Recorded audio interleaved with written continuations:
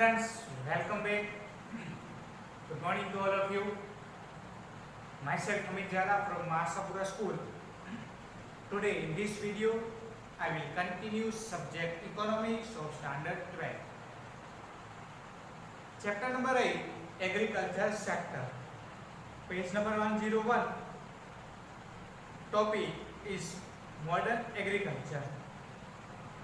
Since 1966, the modern agriculture emerged in India.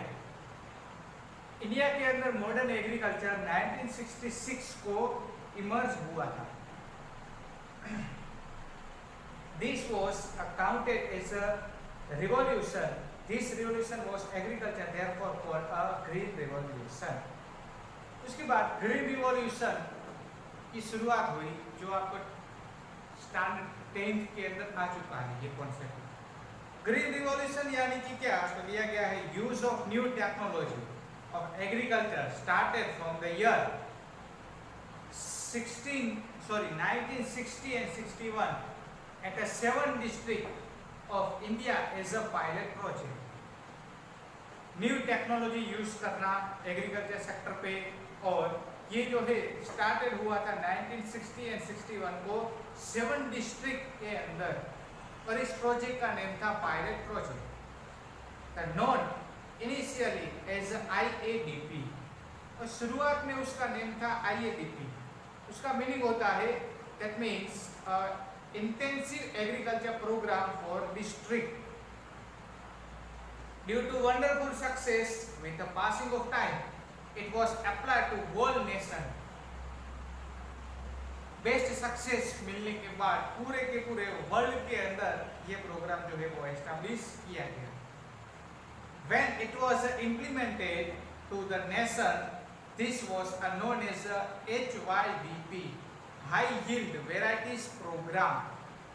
That means a program of high yield product, which is also known as a green revolution. उसका other name भी है modern agriculture technology programme और programme of seeds, fertiliser and water technology. फिर उसके बाद agriculture sector पे modern agriculture में multiple cropping किया गया. मल्टीपल क्रॉपिंग यानी कि एक ही लैंड पर एक से ज्यादा क्रॉपिंग लेना. Multiple cropping can be obtained by different crops on a cultivated land area. Cultivated land area पर different types of crops लेना.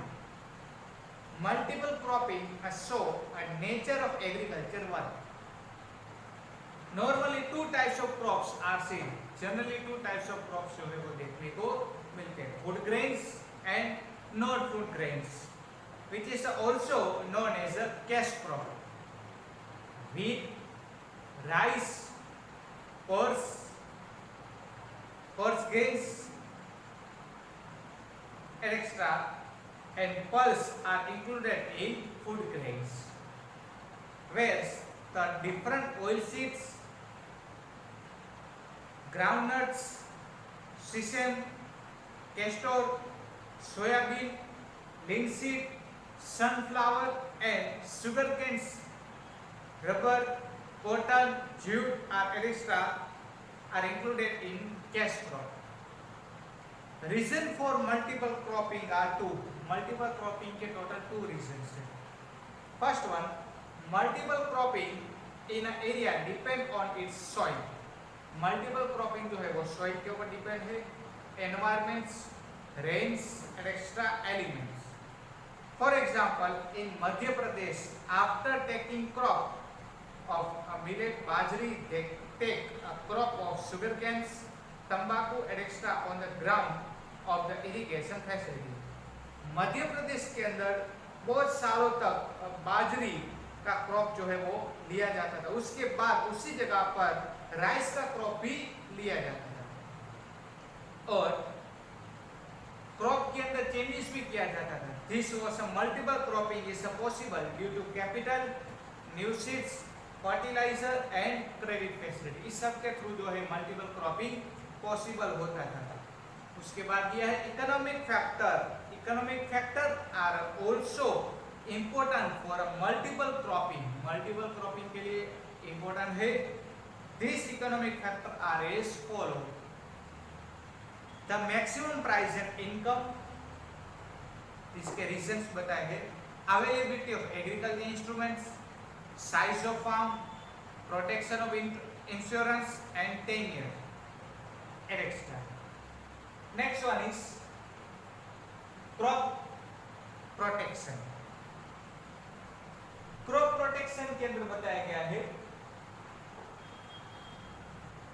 agriculture productivity should increase with the use of pesticides, but India have a very less use of the pesticides of per hectare.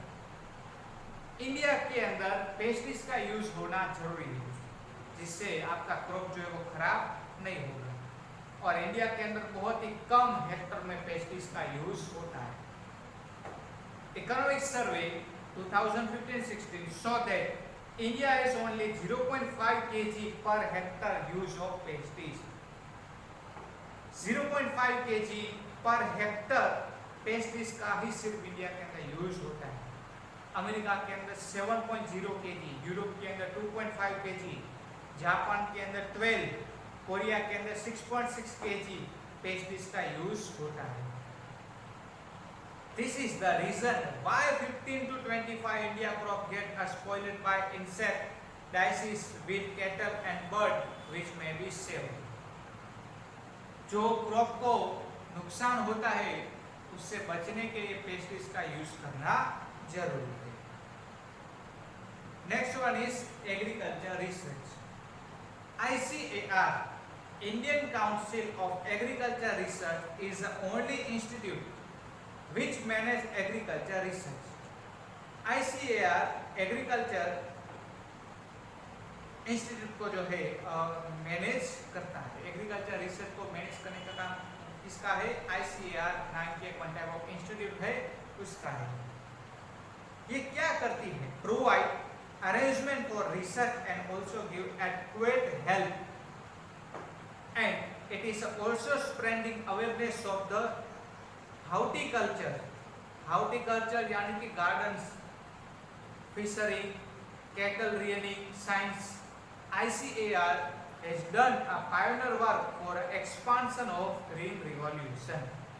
It has made appropriate effort to have a national food availability and a nutrition. Nation को nutrition वाला food मिलता रहे, ये इसका main purpose है. इसी के साथ ही चैप्टर नंबर 8 का एंड होता है यहाँ पर. नेक्स्ट वीडियो में नेक्स्ट चैप्टर के साथ मिलेंगे. तब तक take care of yourself. Thank you so much and जय माता दी.